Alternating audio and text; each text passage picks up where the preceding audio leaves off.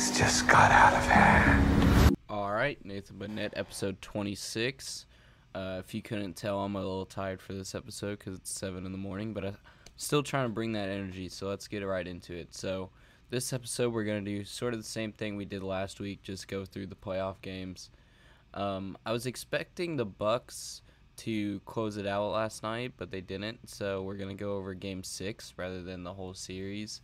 And then I'm recording this on Saturday in the morning, so once this has been uploaded, the Suns-Mavs Game 7 will have already played.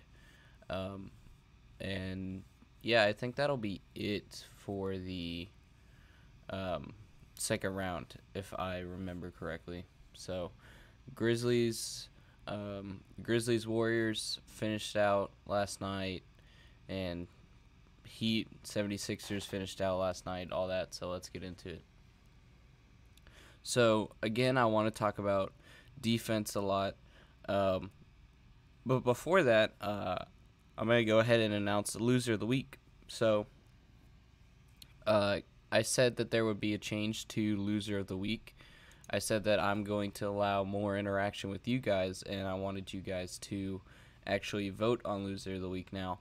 So I put up the first poll for loser of the week last week, and it was between the Nets, the Timberwolves coach, and Bogdanovich. And no surprise, the Nets ended up overwhelmingly winning it, like 80-20, with the other two being like 10% each to equal that 20. But the Nets, obviously getting swept, took like 80% of the vote for loser of the week. So Brooklyn Nets, loser of the week. And for this week, we have a new poll, which again will be on my Instagram and Twitter, so go follow me there. So we have Doc Rivers for just being Doc Rivers, you know. Everybody was joking about he's just a terrible coach, just straight up. I've made videos about him. I'm debating making another video about him because he's just a bad coach. He doesn't deserve to be a head coach. And the 76ers just announced they're going to re-sign him as head coach, which is just a terrible idea. But everybody was saying, you know, he's riding that 2008 championship with the Celtics, and I completely agree. And in the video that I did make about him, he doesn't even deserve that 2008 championship either. You know, that was all the assistant coach. So he's been riding an achievement that he's not even really responsible for like almost 15 years at this point. And he just should not be in any coaching position in the NBA because he's just a terrible coach. So Doc Rivers in there, not really for anything specific, just being Doc Rivers for loser of the week. And then the second one is actually from the same team, so James Harden. James Harden, of course, had atrocious shooting for Game 6, where the Heat beat them and eliminated them. He was, I think, 0 for 2 the entire second half, so only took 2 shots in the entire second half and missed both of them, which is sort of getting into, you know, the Ben Simmons territory that we got mad at him so much for, which led to this trade where Ben Simmons went 0 for 0 almost the entire Hawks series last year, and he was something like 2 for 17 or 5 for 17, let me check, in the first half as well. Let me just double check it real quick. So he went 4 for 9 and 3 for 7 the whole game.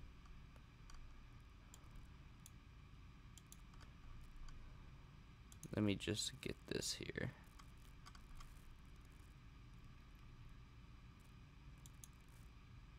I want to try and get Basketball Reference because I love Basketball Reference and I use them.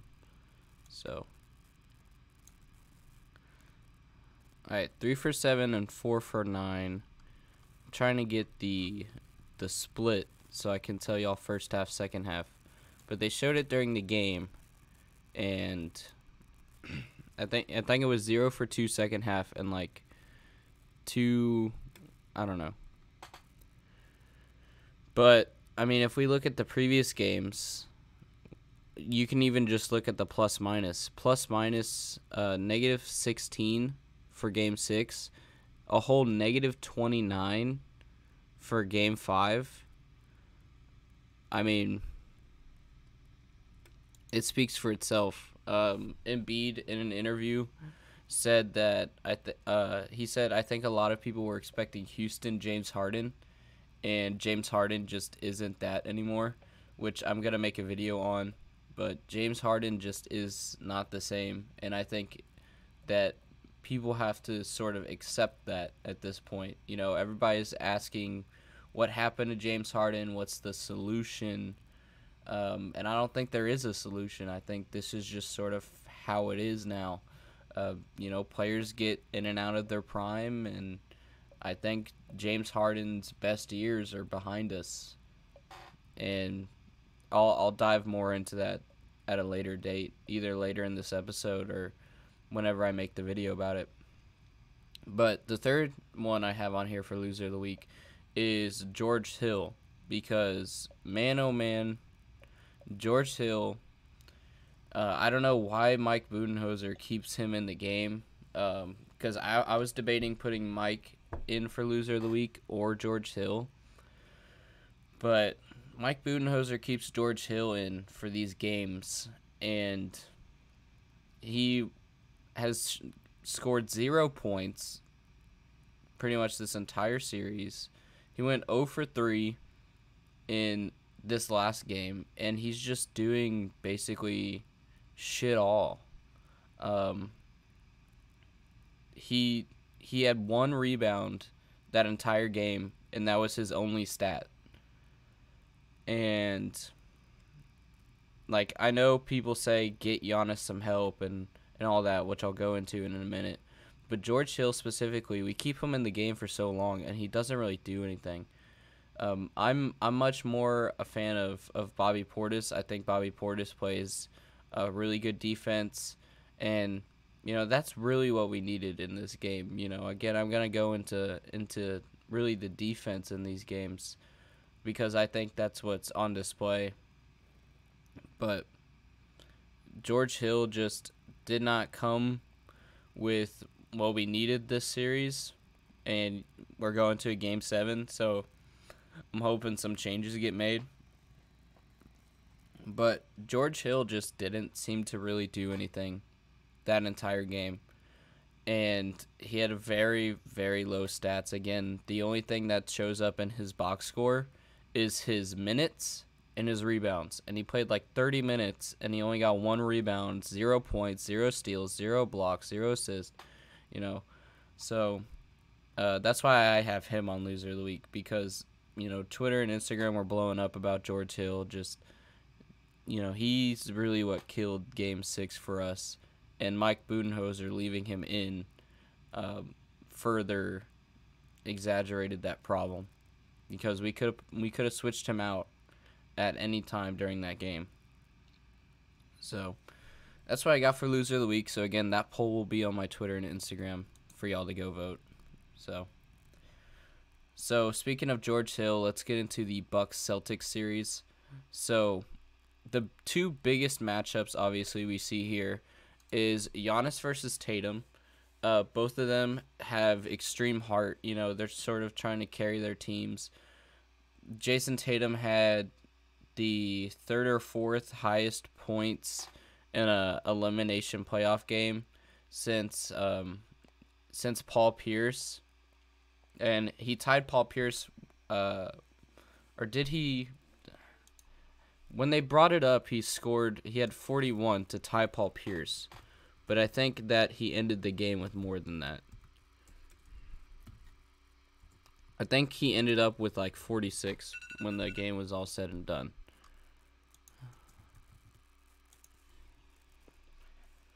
Yeah, so he had 46 points, and the most points by Celtics player in an elimination game.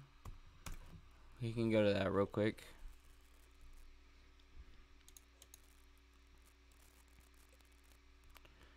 most points in an elimination game in Celtics history. So 47 is Sam Jones, 46 Paul Pierce, and then 46 Jason Tatum. So he tied Paul Pierce for third. But on the other end, we also have Giannis as well, of course, dropping, was it 44 and 20? Let me check just one more time. I had this stuff written down, but I don't know where my paper went, so I apologize. So 44 and 20. So, as expected, both really came and played out with heart. Both were carrying their teams. Giannis doing what Giannis does. And I think we got to see a lot of his jump shot these past couple games, whether that be a good or a bad thing, because I know it was a big issue in Game 5. You know, we kept leaving, the Celtics kept leaving the Giannis open on the 3, and Giannis would just get this big, massive boost of confidence inside him, being left open. And so then they would just let Giannis shoot the 3, and then Giannis would miss it. And everybody, was telling Giannis, stop shooting the 3, go through the paint like you always do. So it's good that Giannis has a good jump shot, but I think that he's trying to do too much with it. And anytime he gets open to take a jump shot, he just decides to go for it. And a lot of the time it just doesn't work. Everybody was going crazy about his jump shot at the beginning of the season, and it wasn't as crazy as everybody was making it out to be the start of the season. So Giannis, the first 40-20 game since Shaq, and I mean, again, that just goes to show Giannis can't do it all on his own. Giannis is putting the team on his back, and we're still losing. And I made a tweet, and if you want, I will read the tweet out right now. But it was something along the lines of, no matter if the Bucks or Celtics win, Giannis is still the greatest player of the league because of what he's able to do like that. So I said, despite the loss, Giannis is still the greatest in the league. 44 and 20, the first 40-20 playoff game since Shaq. And this is the next thing I want to get into in the Bucks, because this is the rest of my tweet. I said, if Drew was more aggressive defensively, we had that. The dude only had one foul the whole game and wasn't contesting shots well in the fourth. We needed some more steals like Wednesday. So what do I mean by that? If we look at the finals last year, obviously the big highlight is Drew Holiday gets a steal, alley-oops it to Giannis. Giannis dunks it, and that secures the lead for the Bucks in those last final seconds. Then we go to Wednesday night. Pretty much the exact same thing happens. Drew Holiday steals the ball, and that secures the win with 9 seconds left, because we get a steal with 110 to 107. And I feel like Drew Holiday really didn't bring that energy out last night. Drew Holiday only had one foul in the fourth quarter, but yet anytime he was guarding somebody that went up for the shot, it seemed like he didn't even do anything other than throw his arms up. He didn't jump. He didn't try and contest it. He just threw his arms up, which I get if you're in foul trouble, like Giannis was in foul trouble. But again, he only had one foul that entire game. He had one foul going into the fourth. So you can use those saved up fouls that you haven't drawn in the fourth quarter and try and play more aggressive, because what we really needed was him to play bully ball again and just get a bunch of steals, and just give us more possessions from him playing like Drew Holiday. And I think that's sort of a matchup that's equivalent to Giannis and Tatum as well. Obviously, Giannis and Tatum is the offensive powers of both teams, but then you also have the defensive powers of both teams, which is Drew Holiday and Marcus Smart. Marcus Smart obviously winning Defensive Player of the Year this year, but Drew Holiday seems to be much more offensive on the defensive end than on the offensive end when it comes to playoffs. And I think that's another really good matchup to watch is Drew Holiday versus Marcus Smart. Who defends better? And that's really all I got for that one. But obviously, Jason Tatum and Giannis showed up, and they just need the rest of the team to show up, and that isn't what happened. But Tatum was able to get a win in Milwaukee, just like we got a win in Boston. And I'm ready for this Game 7. I want the Bucks to win, but regardless if they win or lose, Giannis is still the best player in the league. I mean, with what he's been able to accomplish in these playoff games, setting records. So let's go into the next one. Obviously, 76ers versus the Heat. So 76ers versus the Heat is the exact opposite of what I just talked about with the Bucks. With the Bucks, I said both teams really played with heart. Both teams wanted it. The Celtics didn't want to go home. The Bucks wanted to close it out. And it's the exact opposite with the 76ers and the Heat. It just seemed that the 76ers, both Game 5 and Game 6, just sort of gave up. Embiid got injured again. He got elbowed in his broken bone, in his skull.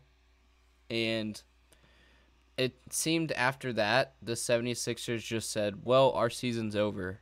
And they had zero energy. And I was talking about this on CJ's Live, so go check CJ out if y'all saw any of that. CJ Hoop Talks does like a live video for the last 5 or 2 minutes of the game. And I was talking to him about it on his live. But they just had zero energy, the 76ers. They just gave up, and they weren't defending well. They were really lazy on both ends of the floor, especially the defensive floor. Bam Adebayo was the opposite. Bam Adebayo had really great defense. He was defending Harden well. He was defending Joel Embiid well, getting blocks. And I said that I said earlier in the season I could easily see Bam Adebayo being on the Defensive Player of the Year ladder because he brings an essential component of defense to that Heat team, and them playing defense again is a main factor to that win. But I feel like the more and more the Heat defended, the less and less the 76ers put into playing on either end of the floor. And of course we can go into what I've sort of already talked about a little bit, which is playoff Harden. And it's sort of become a meme at this point that anytime Harden gets into playoffs, he just chokes and doesn't perform well. And again, I'm going to make a whole video on this, so I'm not really going to spend time on it too much right now. But Harden is not the player that we know him to be anymore. His best years are behind him, and that's that. And I know there's the big question looming, do we give James Harden the max contract? And I'm going to go with the general consensus here that I've seen, which is you don't give him the max. You either talk him down to a lower deal or you let him try free agency because he just isn't doing it. Again, on the defensive end, just being really lazy, leaving threes open for the Miami Heat. And the Heat just pretty much took any points they wanted because after the first quarter, it just seemed like the 76ers didn't care. They were like, our season's over, and let's just run out the clock and let this be over with so we can all go home. And there was a tweet by StatMuse. Excuse me. StatMuse made a tweet that said, the Kings have been to the conference finals more recently than the 76ers, which is crazy to me. Because the 76ers have always lost in the second round or the first round is basically what that tweet is saying. So I saw some other memes going around as well that was like, do we start the process over again? And I don't think we do that, because that's just, again, wasting Joel Embiid. And everybody was getting mad that we were wasting Joel Embiid with the whole Ben Simmons debacle, because Joel Embiid's playing out there basically with no point guard. Well, now he has a point guard, but James Harden, again, just isn't performing. So what can we do to get better pieces around Embiid again? We thought Harden was going to be it, and he just isn't it. So Harden, if he goes to free agency, we don't get any pieces for him. So that's just a question. What do we do to help Embiid out? And again, Doc Rivers just terrible coach, and I can leave it at that. And Jimmy Butler, he made it personal. He used to play on the 76ers, and I'm sure he'll get fined because going into the tunnel. He made a point about that. He said, y'all chose Tobias Harris over me. So there's that old story that Jimmy Butler was on the bench on the 76ers, and he said, let me play all the starters, and then he ended up whooping everybody. Or was that on the Timberwolves or the 76ers? Hang on. I don't want to get the story wrong.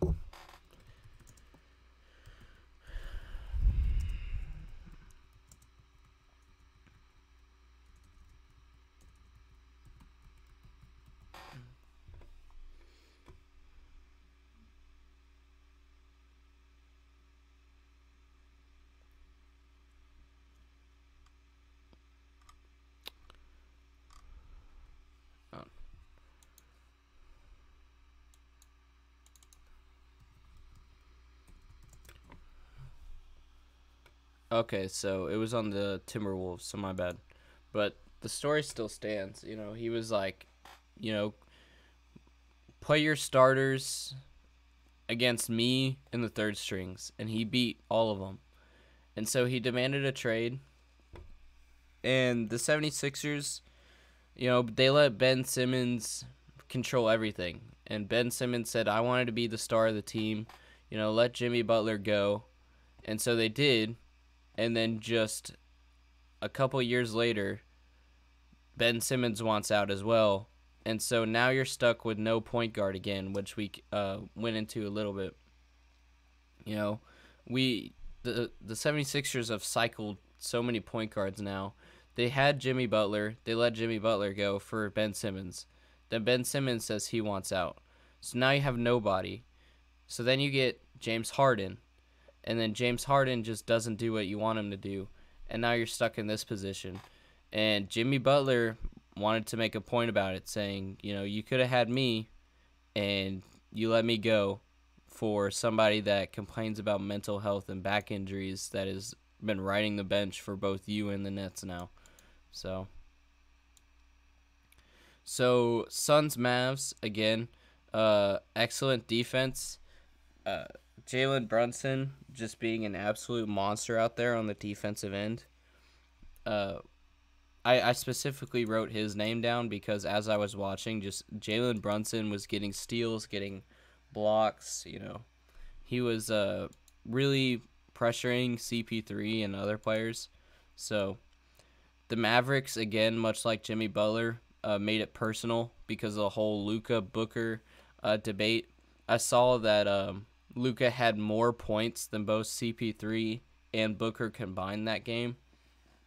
So the Luka versus Booker debate is just so stupid because Luka is obviously better. There is another tweet by StatMuse that said that nobody has ever averaged 36-6 in the playoffs, and right now Luka's averaging 33, 9, and 9. So he's the only player in NBA history to ever do this. And yeah, the Mavs, they just showed that Luka is better than Booker, and it's always going to be that way. And I think that whole debate is stupid because it is no debate. Luka's obviously better, and Jalen Brunson, and they just all play defense really, really well, which again has been the major component to some of these wins that we've seen. And I also wrote Spencer Dinwiddie's name down too because sort of into either the first or second quarter of that game, Luka had to leave with knee pain. And while Luka was dealing with that, Dinwiddie was hitting threes all over the place. He was able to secure the lead for the Mavs while Luka was out and sort of help the Mavs not blow that lead. And then they just went off and won the game. So now we're going to Game 7, which is going to play later tonight from when I record this. Whenever it goes up, y'all will have already seen it. But lots of open looks for the Mavericks as well. So the Suns just didn't defend well, leaving a lot of threes open for, again, Dinwiddie when Luka was gone or Luka whenever he was in the game. And I just think that's really good coaching from the Mavs, having Dinwiddie sort of be in there for Luka's position. So that's all I got for the playoff games so far. Or actually, I forgot to write down the Memphis Warriors, so I'll talk about that real quick. So Memphis Warriors, I didn't write any notes down, so this is going to be all from my memory. But the Memphis Grizzlies have been playing way better without Ja than with him, and I think that raises a big question of what we do with Ja. But the reason that they perform so well without Ja, again, goes to defense. You know, I'm going to be talking about defense throughout this entire playoffs because this is what I think is important. This is what excites me. But there was a report that came out that was that I read that was saying why Memphis is so much better without Ja than with him, and it's because Ja's defense is lacking.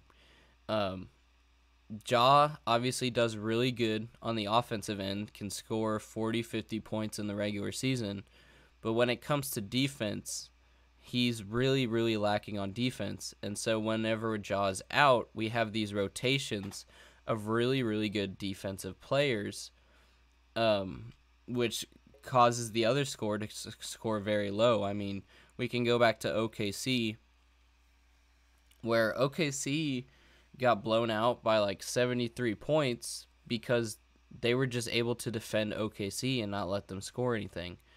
And that's what they've been doing without Ja. So they don't need Ja on offense because they're evening out that score by causing more missed shots for the other team. And I think that's just a question of, do we coach Ja up on defense? Do we create some new sort of rotations? You know, that's just a question for what we do in the offseason and what they do this next coming season. And Taylor Jenkins is an amazing coach, so I'm excited to see what he does with that, because if we're performing better without Ja, then obviously that raises some issues. But still wasn't enough last night, because no matter how well you defend, the Warriors are still the Warriors, and they're going to do what they do best. So Warriors came to their home court, and they shot the same way they always do, from behind the arc, and they were able to close it out. But Memphis, the whole first half, still kept it a close game. You know, Memphis was up for a while there until the Warriors came back and closed it out. I think it was 102 to 95, something similar to that. I'll pull it up. But it was actually a lot closer than a lot of people might have expected, because, again, they were able to play such excellent defense. Yeah, 110 to 96. So, and then let's go to the box score here. So Memphis, 44, 8, and 6 for rebounds, steals, blocks. But Golden State actually played better on the rebounding end. Had 70 rebounds, almost double what Memphis had. And then 10 blocks. So, and those blocks didn't even come from who you would expect it to come from. You know, Draymond Green, who has won Defensive Player of the Year, who many would say is, you know, obviously the defensive anchor for the Warriors, actually had 0 blocks in that game, and 3 of them came from Andrew Wiggins, and another 3 of them came from Klay Thompson. Versus if we go to Triple J had 4 blocks in that game. So it's just a game of, even with the Warriors shooting the way they usually do from the 3, it just becomes a defensive game. And the Warriors actually ended up playing better defensively there with the blocks and rebounds. But the Grizzlies do much better on the defensive end without Ja, which is one reason they're 21-6 without Ja. So that's really all I got for that. So the next thing I want to talk about is the ref scapegoat.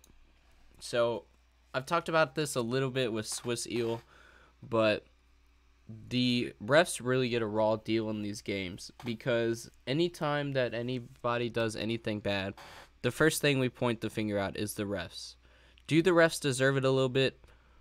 Absolutely, because I remember in the Bucks game, they tried to give Giannis a charge for his 5th foul, which would have taken him out of the game, and they ended up challenging it, and it got overturned. So do the refs do dumb stuff? Yes.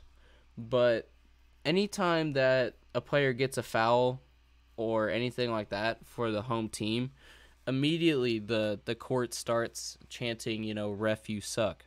No matter what court you're in, I feel like no matter what NBA team rivalry you have, you know, the Spurs versus Lakers, you know, Golden State versus Cleveland or whatever, I feel like every single NBA team sort of has the same enemy, which is the refs.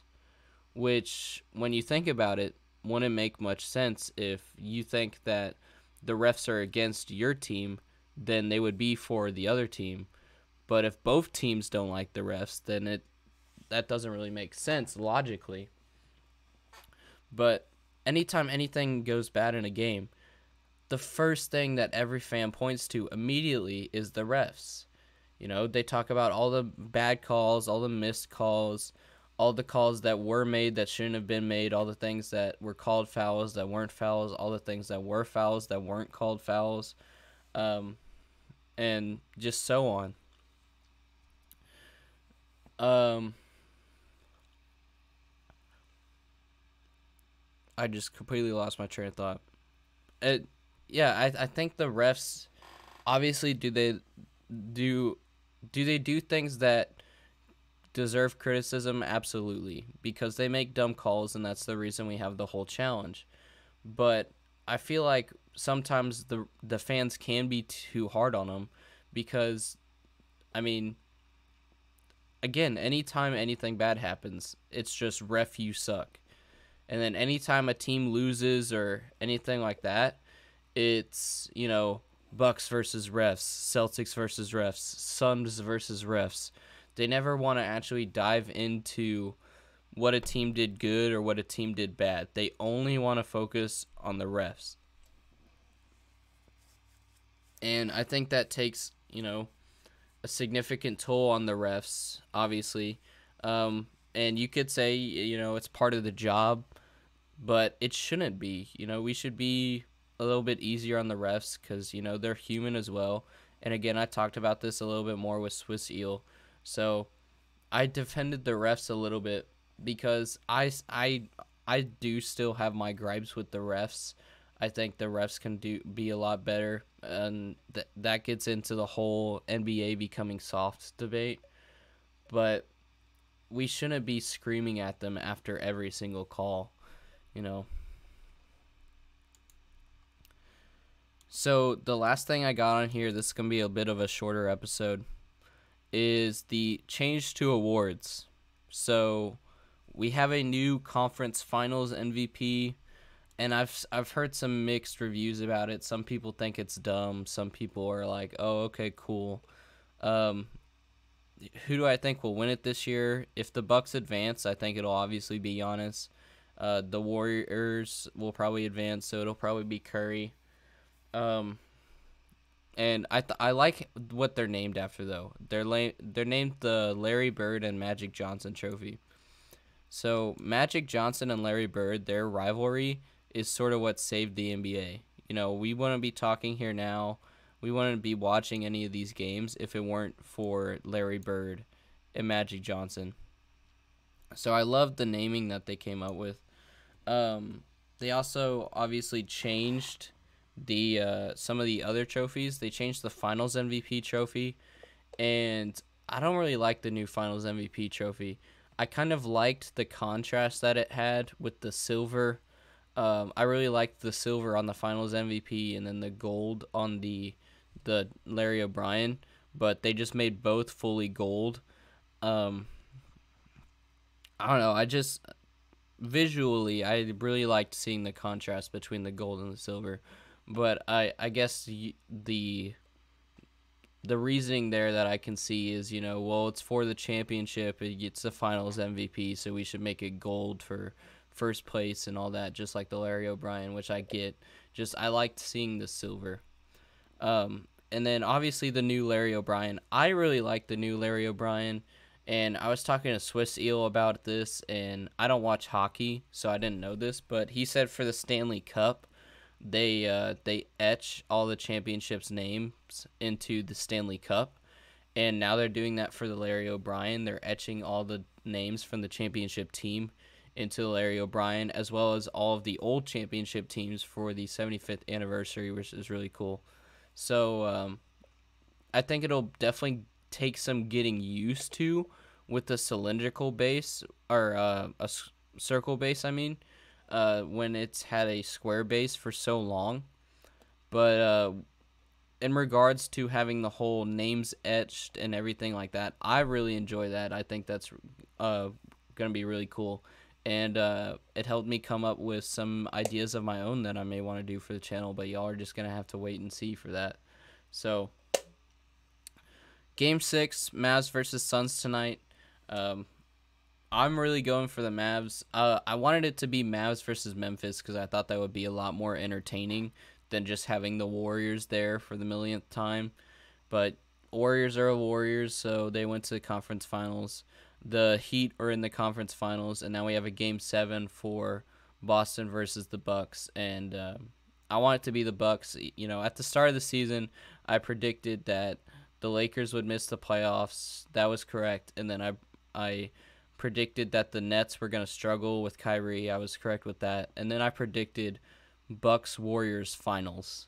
So if I get all those right on the money, I'm going to be very excited. But again, I know this is a bit of a shorter episode, but that's all I got for this one, guys. So I will see y'all in the next one. Be sure to like, subscribe, all that nonsense. It really helps me out. I'm on 330 subscribers right now. I'm trying to hit 500 by the end of the year. So please go like and share and subscribe and all that. And I think that's it for this episode. Go do the Loser of the Week poll over on my Instagram and Twitter. And Nathan Burnett, episode 26, guys.